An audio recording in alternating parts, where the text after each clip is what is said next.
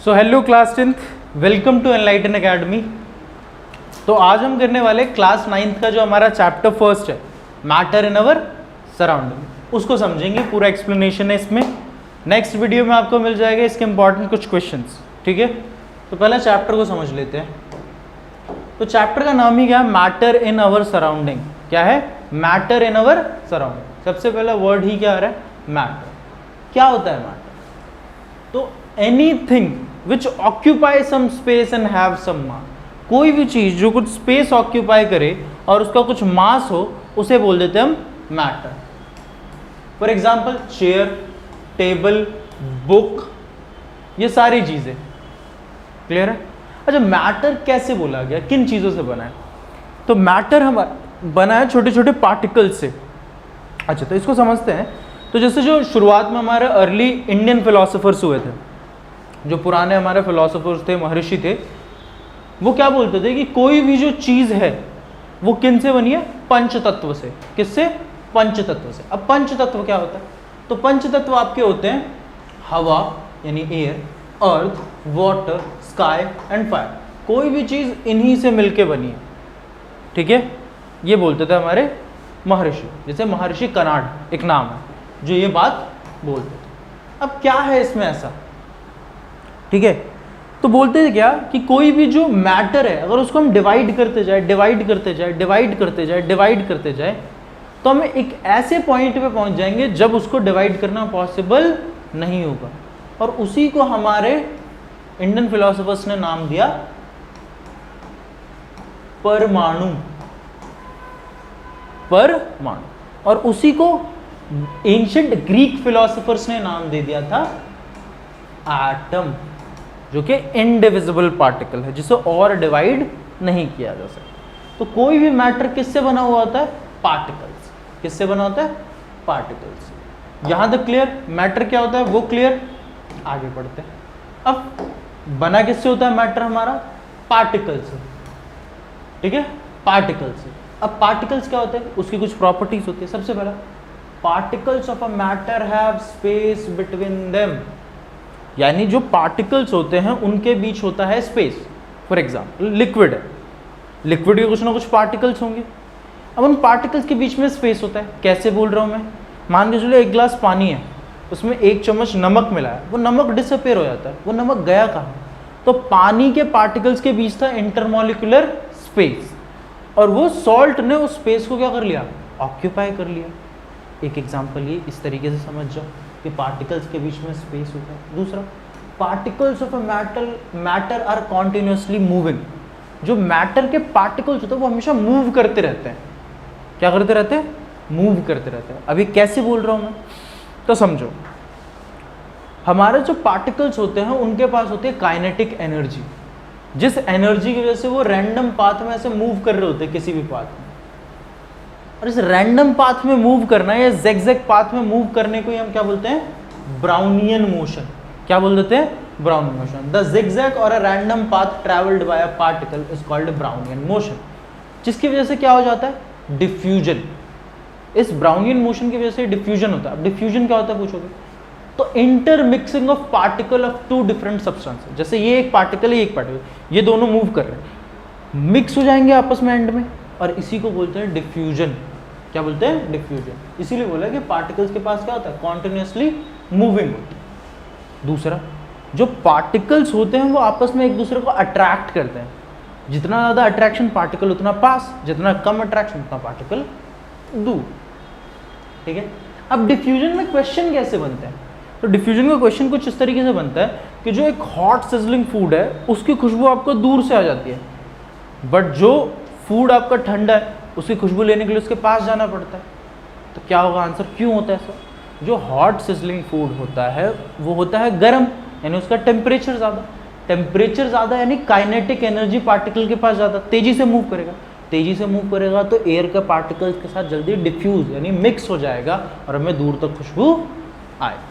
Clear है? यहाँ से एक चीज़ आपको क्लियर हुई होगी कि अगर टेम्परेचर इंक्रीज होता है तो रेट ऑफ डिफ्यूजन भी इंक्रीज होता है। क्लियर? आगे बढ़ते हैं। अब बात करते हैं कि मैटर कितनी स्टेट्स में हमें मिलता है। तो मैटर्स बेसिकली हमें 3 स्टेट में मिलता है, solid, liquid and gas. 2 states और होती है, एक होता है प्लाज्मा और एक होता है बोस आइंस्टाइन कंडेंस स्टेट। ये पढ़ने की ज़रूरत नहीं है, ठीक है, हमें इन तीनों पे ध्यान देना। अब तीनों में डिफरेंसेस क्या क्या होते हैं उसे समझो। सॉलिड, आपने देखा आसपास वुडन ब्लॉक्स, दीवार वगैरह, ये सारी चीज़ें सॉलिड है। अब सॉलिड के जो पार्टिकल्स होते हैं वो बहुत ज़्यादा पास होते हैं, इसीलिए हम बोलते हैं particles of a solid are closely packed. कैसे होते हैं? Closely packed. वहीं लिक्विड की बात करूं तो एज कंपेयर टू सॉलिड इसके पार्टिकल्स थोड़े दूर दूर होते हैं, दूर दूर, इसलिए बोलते हैं हम पार्टिकल्स आर लूजली पैक्ड। वहीं गैस की बात करूं तो कहीं भी रैंडम घूम रहे हैं तो बोल देते हैं पार्टिकल्स आर फ्रीली मूविंग, ठीक है। अब ये दूर या पास क्यों होते हैं? दूर या पास क्यों? तो मैंने अभी बताया था, जिनके बीच अट्रैक्शन ज्यादा होगा वो पास पास होंगे और जिनके बीच अट्रैक्शन कम होगा वो दूर दूर। सबसे ज्यादा पास पास होते हैं इसके, यानी इसके बीच का इंटरमॉलिक्यूलर फोर्स ऑफ अट्रैक्शन क्या होगा? हाई होगा। इसके सिंपल, ज्यादा ना ही ज्यादा दूर है ना ही ज्यादा पास, तो कैसा होता है? मॉडरेट होता है intermolecular force of attraction. Intermolecular force of attraction का मतलब है इंटर यानी बीच में, मॉलिक्यूलर, 2 मॉलिक्यूल्स के बीच का attraction, force of attraction. Clear है? गैस की बात करूं तो सबसे दूर दूर होते हैं, इसका मतलब सबसे लो इंटरमॉलिक्यूलर फोर्स। अब सॉलिड है तो आपको पता है सॉलिड को कितना भी मारो उसकी शेप चेंज नहीं होती, फिक्स्ड शेप होती है। बट अगर लिक्विड की बात करूं, ग्लास में पानी, ग्लास की शेप का, बॉटल में पानी, बॉटल की शेप का, जिस चीज में डालो उसकी शेप का, यानी इसकी फिक्स शेप नहीं होती। सेम अगर मैं बात करूं गैस की, बलून में बलून की शेप का, टायर में टायर की शेप में, जिसमें डालो उसकी शेप का, इसकी भी फिक्स शेप नहीं होती। अब बात आती है वॉल्यूम की, कि मान के चलो एक चीज़ 10 पार्टिकल से बनी, अब सॉलिड, उसको अगर तोड़ना चाहूँ, फोर्स लगाऊँ, तब भी वो 10 ही पार्टिकल्स की रहेगी। जैसे मान के चलो कि एक चौक है वो 50 पार्टिकल से बना था, उसको जब क्रश करूँगा तब भी 50 पार्टिकल ही रहेंगे, यानी इनका वॉल्यूम फिक्स्ड रहता है। वहीं लिक्विड की बात करूँ, मान के चलो एक गिलास पानी था, उसे बॉटल में डालूंगा तो भी एक गिलास, बाउल में डालूंगा तो भी एक गिलास, यानी इसका भी वॉल्यूम फिक्स रहता। बट अगर गैस की बात करूँ तो उसके पार्टिकल्स क्या होते हैं? फ्रीली मूविंग, यानी एक कंटेनर से दूसरे में मूव कराऊंगा तो कहीं भी निकल जाएंगे, यानी इनका वॉल्यूम, जैसे 10 पार्टिकल्स थे, इधर मूव करा रहा हूँ 8 ही आ रहे हैं, 2 तो कहीं भी निकल गए, फ्रीली मूविंग है, यानी वॉल्यूम इनका फिक्स्ड नहीं होता। क्लियर है यहाँ तक? कोई दिक्कत? आगे समझते हैं। अब नेक्स्ट आगे देखते हैं कि ये तो स्टेट ऑफ मैटर पढ़ लिया था हमने। अब बात आती है कि क्या मैटर की स्टेट चेंज हो सकती है? तो आपने देखा है कि बर्फ सॉलिड है, थोड़ा सा टेम्परेचर दिया लिक्विड में आ गया, यानी चेंज तो हो सकती है। पानी लिक्विड है, जो थोड़ा गर्म किया भाप बन जाता है, गैस वेपर, गैस, यानी चेंज हो सकता है। तो नेक्स्ट ये पूछ रहा है कि can matter change it's state? तो यस, कैसे समझते हैं। जैसे मान के चलो सॉलिड है, तो सॉलिड को जब टेम्परेचर देता हूं यानी ज्यादा गर्म करता हूं तो किस में कन्वर्ट हो जाता है? लिक्विड में। और इस प्रोसेस को क्या बोलता हूं मैं? मेल्टिंग। क्या बोलते हैं? मेल्टिंग। क्लियर? अच्छा, क्या लिक्विड को सॉलिड में, तो आपने पानी उसे ठंडा करके बर्फ यानी जमा के, तो उसे बोलते हैं प्रोसेस को फ्रीजिंग। तो मेल्टिंग क्या होता है? Process of converting solid into liquid. Freezing क्या होता है? Process of converting liquid into solid. अच्छा, क्या लिक्विड गैस में कन्वर्ट हो सकता है? तो पढ़ा है हमने, क्या होता है? इवेपोरेशन या वेपराइजेशन। अच्छा, क्या गैस लिक्विड में कन्वर्ट हो सकता है? कभी देखा है आपने? बताऊं कहाँ? जैसे अगर पानी गर्म कर रहे हो और उसके आगे ऊपर ढक्कन रख दो, तो ढक्कन पे छोटे छोटे वाटर ड्रॉपलेट्स देखते हो, कहाँ से आए? जब वो गर्म कर रहे थे वो भाप बन के निकल रहा था गैस, बट जैसे ही ऊपर गया टेम्परेचर कम और वहाँ लिड पे चपक गए पानी की बूंद बन के। दूसरा, चाय पीते हैं, थोड़ी देर बाद देखते हो चाय के कप के चारों ओर क्या? छोटे छोटे वाटर ड्रॉपलेट्स। क्यों? इसी को बोलते हैं कंडेंसेशन। क्या बोलते हैं? कंडेंसेशन। क्लियर? अच्छा, क्या सॉलिड से डायरेक्ट गैस में कुछ कन्वर्ट हो सकता है? सॉलिड से डायरेक्ट गैस याद है कुछ तो बताओ। आपने कपूर देखा है, कैम्फर सॉलिड होता है, जलाते हैं सीधा लिक्विड स्टेट में आए बिना, किसमें, गैस में। फिर एक चीज़ होती है ड्राई आइस। क्या होता है ड्राई आइस? अब ड्राई आइस क्या होता है, CO2 होता है, यानी उसको ड्राई किया जाता है, यानी सॉलिड फॉर्म में लाता है, उसे बोलता है। जब उसका मेल्टिंग, यानी जो उसे ज़्यादा टेम्परेचर की ज़रूरत नहीं होती, अगर उसे आपने खुले में रखा, इतना टेम्परेचर उसके भाप बनने के लिए काफ़ी, लिक्विड में आएगा नहीं, सीधा किस में, गैसियस में, तो ड्राई आइस। और अच्छा नेफ्थलीन बॉल्स देखी है आपने, ठीक है, जो मम्मियाँ कपड़ों के अंदर रखती हैं सर्दियों में ताकि बदबू ना आए गद्दों में से अगली बार। तो ये सारी चीज़ें सब्लिमेशन, इसे बोलते हैं सॉलिड से लिक्विड में convert, the process of converting solid directly into gas, ठीक है, उसे बोलते हैं सब्लिमेशन। अच्छा गैस से वापस सॉलिड, इस प्रोसेस को बोलते हैं डिपोजिशन। क्या बोलते हैं, डिपोजिशन। क्लियर है? अच्छा हम टेम्परेचर को नापते हैं किस में, तो आपने हमारे यहाँ तो देखा होगा सेल्सियस में नाप लेते हैं, सेंटीग्रेड जिसे या सेल्सियस बोलते हैं। बट टेम्परेचर को नापने के मेजरली 3 होते हैं, एक होता है सेल्सियस, डिग्री सेल्सियस, एक होता है केल्विन, एक होता है फ़ारेनहाइट। अच्छा इसमें से SI यूनिट, ये स्टैंडर्ड यूनिट क्या है, तो वो है केल्विन।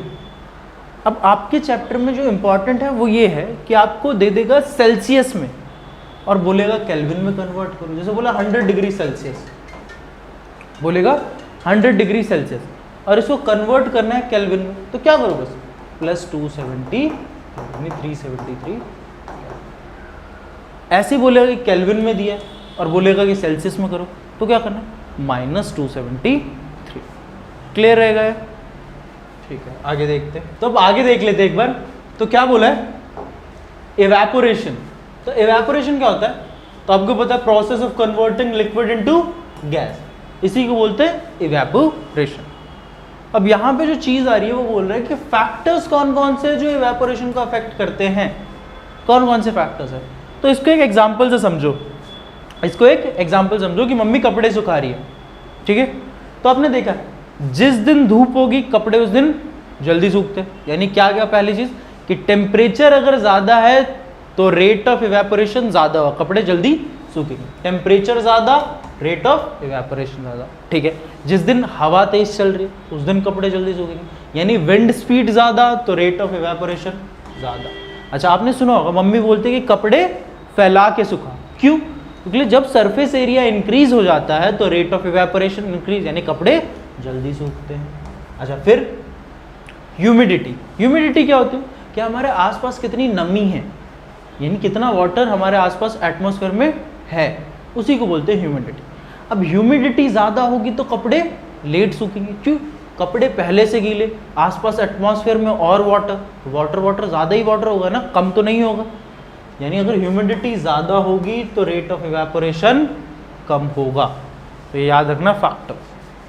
क्लियर है? नेक्स्ट चीज़ क्या है कि how does evaporation causes cooling. Evaporation क्या करता है, इवेपोरेशन कॉजेस कूलिंग। कैसे? आपने देखा होगा जब हम बीमार पड़ते हैं, तो डॉक्टर या मम्मियाँ क्या करती है कि पानी की पट्टी हमारे सर पे करती है, क्यों, क्योंकि जब वो पानी की पट्टी, वो पानी इवेपोरेट हो रहा होता है तो हमारे बॉडी का टेम्परेचर भी अपने साथ लेके जाता है, क्योंकि इवेपोरेट जब होता है तो उस सरफेस एरिया से वो टेम्परेचर भी लेके जाता है, हीट भी लेके जाता है। और एग्जांपल बताऊं आपको, आपने देखा होगा जब गर्मियों में सड़कों पे क्या किया जाता है, पानी छिड़का जाता है, क्यों, क्योंकि जब हमारा वो वाटर इवेपोरेट होगा तो वो सड़क की हीट भी लेते हुए जाएगा, इसीलिए बोलते हैं इवेपोरेशन कॉजेस कूलिंग। ऐसे अब इसी टाइप के कुछ क्वेश्चन आपसे पूछेगा, जैसे कि why should we wear cotton clothes in summer. तो पता है क्यों पहनते हैं, कॉटन क्लोथ्स के अंदर क्या है, सबसे पहला ये स्वेट को इजीली एब्जॉर्ब कर लेते हैं, ठीक है, जिस वजह इनमें फाइन थ्रेड्स होते हैं, पहला स्वेट को इजीली एब्जॉर्ब करते हैं, फाइन थ्रेड्स होते हैं जिनमें से आराम से एयर पास कर रही होती है तो हमें ज़्यादा गर्मी नहीं लगती। वहीं पर अगर मैं वॉलन क्लोथ्स की जो ऊनी कपड़ों की बात करूँ तो उनमें भाई गर्मी लगेगी, अगले पतले हैं नहीं, मोटे मोटे हैं, ठीक है, इस वजह से। अच्छा अब स्वेट इजीली एब्जॉर्ब कर लेता है, अब कपड़े ने स्वेट इजीली एब्जॉर्ब कर लिया, अब क्या होगा, इवेपोरेट होगा यानी हमारी बॉडी से क्या लेते हुए जाएगा, हीट लेते जाएगा, और क्या बोला है, evaporated causes cooling। क्लियर है। उसके बाद बोला water kept in earthen pots gets cooled, यानी जो मटके में पानी रखा होता है वो कैसे ठंडा होता है, ये भी आप समझो। मटका है अर्दन पॉट, उसके सरफेस पे होते हैं छोटे छोटे पोर्स, स्मॉल स्मॉल पोर्स, जिनमें से कॉन्टिन्यूसली वाटर निकलता रहता है। अब वो वाटर क्या हो रहा है, इवेपोरेट। अब वाटर जब इवेपोरेट होता है तो वो क्या कर रहा है, उस मटके के अंदर जो पानी है उसके हीट को भी अपने साथ लेते हुए जाता है। अभी हमने पढ़ा इवेपोरेशन कॉजेज कूल, जिसकी वजह से मटके के अंदर का पानी क्या रहता है, ठंडा। क्लियर है। तो यही हमारा इस चैप्टर में था। नेक्स्ट वीडियो में हम क्या पढ़ लेंगे, इसके क्वेश्चन आंसर्स, जो कि इसका पार्ट 2 होगा। ठीक है। आई होप आपको ये सब समझ आया होगा। बाय बाय, मिलते हैं नेक्स्ट वीडियो में।